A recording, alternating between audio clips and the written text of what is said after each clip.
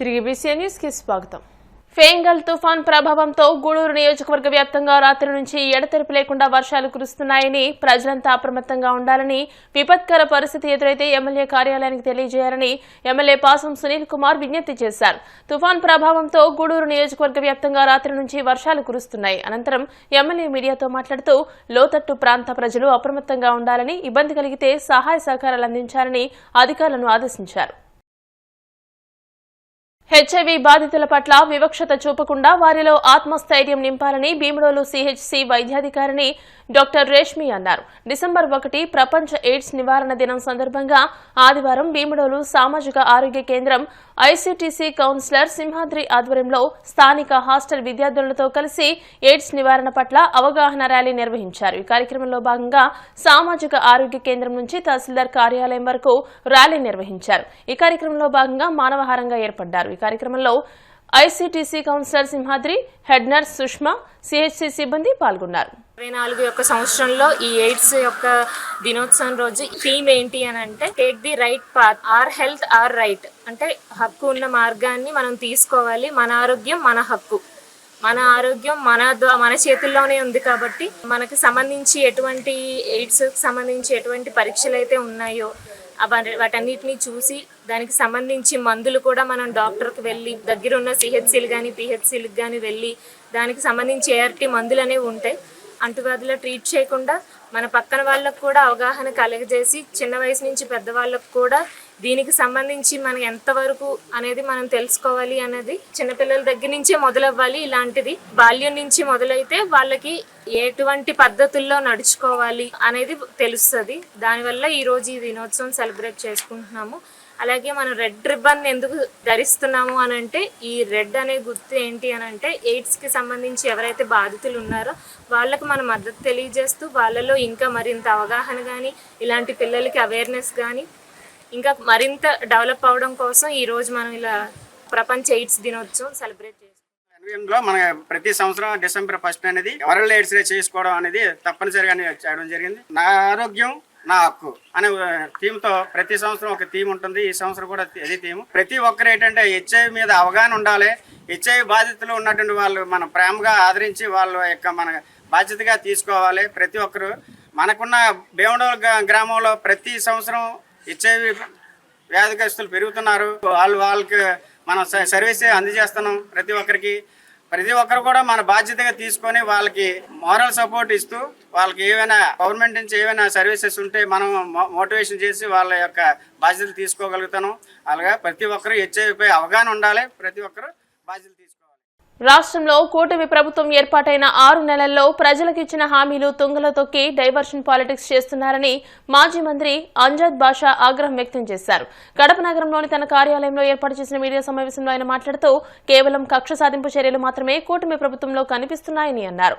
వక్ఫ్ ఆస్తులను అన్యాక్రాంతం చేసేందుకే కూటమి ప్రభుత్వం చట్టం తెస్తోందని, దీనివల్ల ముస్లింల హక్కులు దెబ్బతింటాయని అన్నారు. ఈ బిల్లుకు వైసీపీ వ్యతిరేకమని, ఇదే విషయంపై జమాతే ముస్లిం నేతలు కూడా జగన్ కు కృతజ్ఞతలు తెలియజేశారని గుర్తు చేశారు. మైనార్టీలకు ఎక్కడ అన్యాయం జరిగినా వైసీపీ తరపున పోరాడతామని ఆయన హామీ ఇచ్చారు. ప్రభుత్వం ఏర్పాటై సుమారుగా 6 నెలలు కావస్తోంది. ప్రజలకిచ్చిన హామీలు తొంగలో తొక్కి కేవలం కక్ష సాధింపు అనే ధోరణిలో మరి ఈరోజు ఈ ప్రభుత్వం ముందుకెళ్తున్న పరిస్థితి మనందరికీ స్పష్టంగా కనిపిస్తుంది. ఎన్నికల ముందు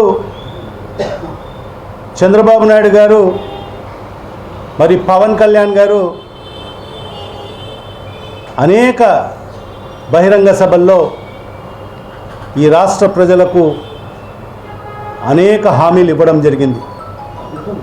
సూపర్ 6 అని చెప్పి, సూపర్ 7 అని చెప్పి మరి అనేక హామీలు ఇచ్చేసి మరి ఈరోజు అధికారంలోకి వచ్చిన తర్వాత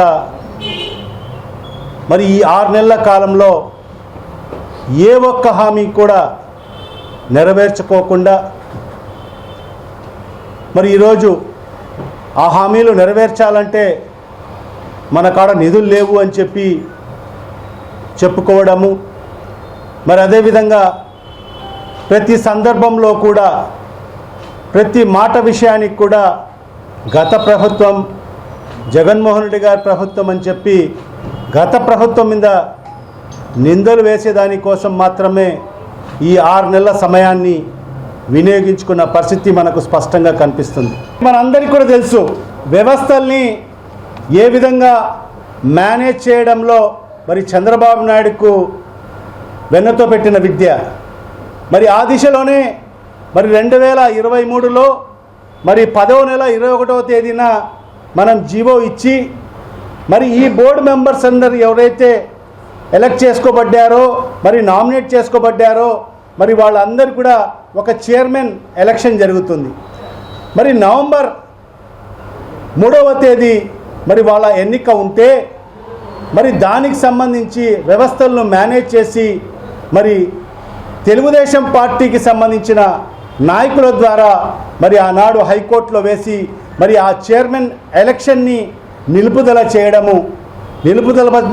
చేసింది ఎవరని చెప్పి కూడా ఈ సందర్భంగా ప్రశ్నిస్తున్నాను. భవిష్యత్తులో వాళ్ళ పార్టీకి సంబంధించిన వాళ్ళ అనుయాయులను మరి తెలుగుదేశం పార్టీ కార్యకర్తలను మరి దీంట్లో నియమించి భవిష్యత్తులో వక్ఫ్ బోర్డుకు సంబంధించిన ఆస్తులను దురాక్రమణకు చేయాలి, అవన్నీ కూడా హస్తగతం చేసుకోవాలి అనే ఒక దురాలోచనతోనే మరి ఈరోజు ఈ ప్రభుత్వం ఈ రకంగా ముందుకు వెళ్తుందని చెప్పి కూడా ఈ సందర్భంగా మరి తెలియజేసుకుంటున్నాం. వార్తలు ముగించే ముందు ముఖ్యాంశాలు మరోసారి.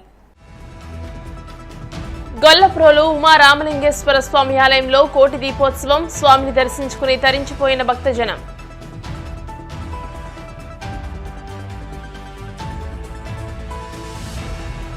కాకినాడ సాగర తీరాన కుంభాభిషేకం, ఆది కుంభేశ్వర స్వామిని దర్శించుకునేందుకు పోటెత్తిన భక్తులు.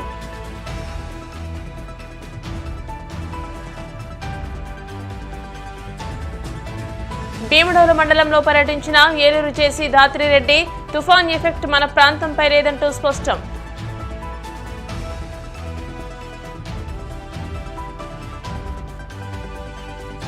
ఆదివారం భక్తులతో కిటకిటలాడిన వాడపల్లి శ్రీ వెంకటేశ్వర స్వామి ఆలయం, స్వామి అమ్మవార్లను దర్శించుకుని తరించిపోయిన భక్తజనం.